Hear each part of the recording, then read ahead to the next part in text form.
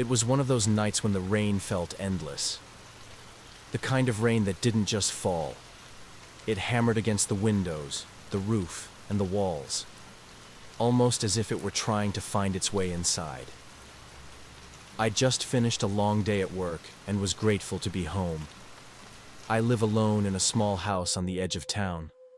It's not much, but it's quiet and far enough from the chaos of the city to feel like a retreat. Or at least it used to feel that way. That night, everything felt off. The evening started like any other. I made myself a quick dinner, reheating some leftovers from the night before, and settled into the couch with my laptop to catch up on a few emails. The rain outside was steady, drumming on the roof in a rhythm that could have been soothing if I weren't already on edge. I couldn't pinpoint why, but I had this strange, gnawing feeling in the pit of my stomach, like I was being watched. I shook it off. I mean, who would be out in this weather? Around 9 p.m., the power flickered. Not enough to go out completely, but just enough to make my heart skip a beat. I stared at the screen of my laptop, willing the power to stay on. After a few seconds, everything seemed fine again. Just the storm, I muttered to myself. But then came the knock. It wasn't loud or frantic, just a soft, deliberate tap, tap, tap at the front door. My stomach tightened, and I froze. My girlfriend was supposed to come over that night, so I told myself it had to be her. Maybe she'd forgotten her phone or didn't want to get it wet in the rain. I walked to the door, feeling a mix of annoyance and concern. But when I opened it, no one was there. I stood there confused, peering into the rain-soaked darkness. Then I felt a sudden, chilling breeze sweep past me, cutting through the warmth of the house. It wasn't just cold. It felt wrong, like something had slipped inside. Panic gripped me as I slammed the door shut, locking it immediately. My hands were trembling as I fumbled for my phone. I tried calling my girlfriend, but the call went straight to voicemail. Come on, I muttered under my breath, trying again. Still no answer. Around this time, the power went out. The sudden darkness was suffocating. My phone's screen was the only source of light, casting a faint glow that did little to ease the panic building inside me. I stumbled toward the kitchen, where I kept a flashlight in one of the drawers. The beam of light felt weak against the oppressive blackness, but it was better than nothing.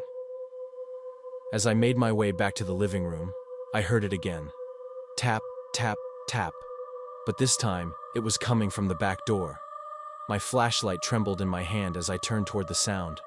The back door has a small window with a curtain over it.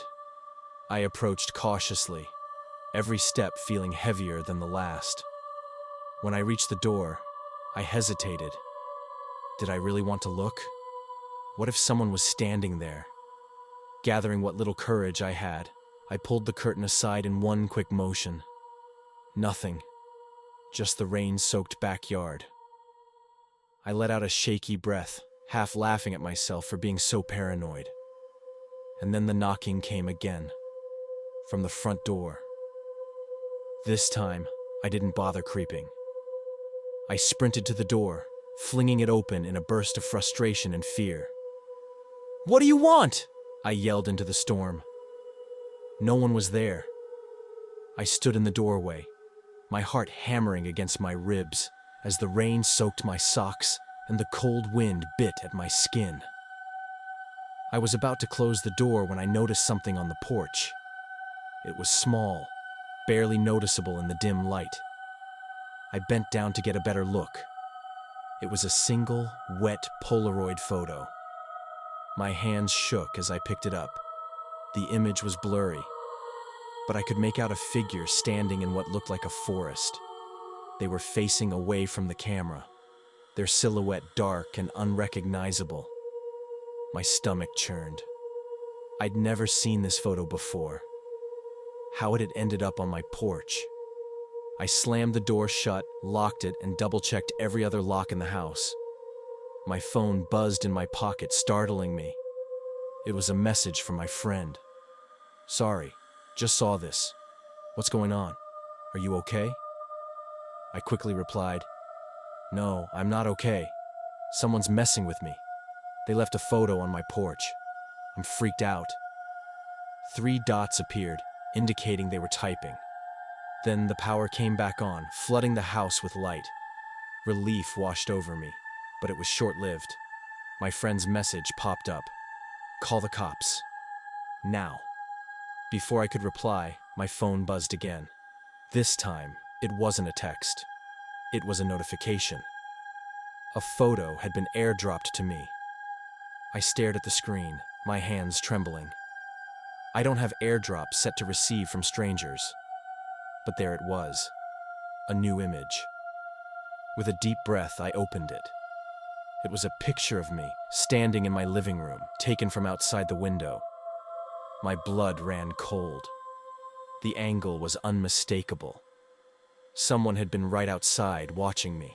I bolted to the window, shining my flashlight into the darkness, but there was nothing. No movement, just the rain and the wind. I called the police, my voice shaking as I explained what had happened. They promised to send someone over, but it would take time due to the weather. I hung up, clutching the flashlight and my phone like lifelines. The rest of the night was a blur, and then, a few days later, I got the call that broke me. It was the hospital. My girlfriend had been in an accident that night. They said it happened around the time I'd been trying to call her. She'd skidded off the road in the rain, her car flipping into a ditch. She survived, but barely. The chills I'd felt, the breeze, the wrongness, it all came rushing back. I can't help but wonder if whatever came into my house that night was tied to her somehow.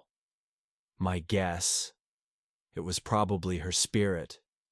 And the photo, I still haven't been able to figure that out.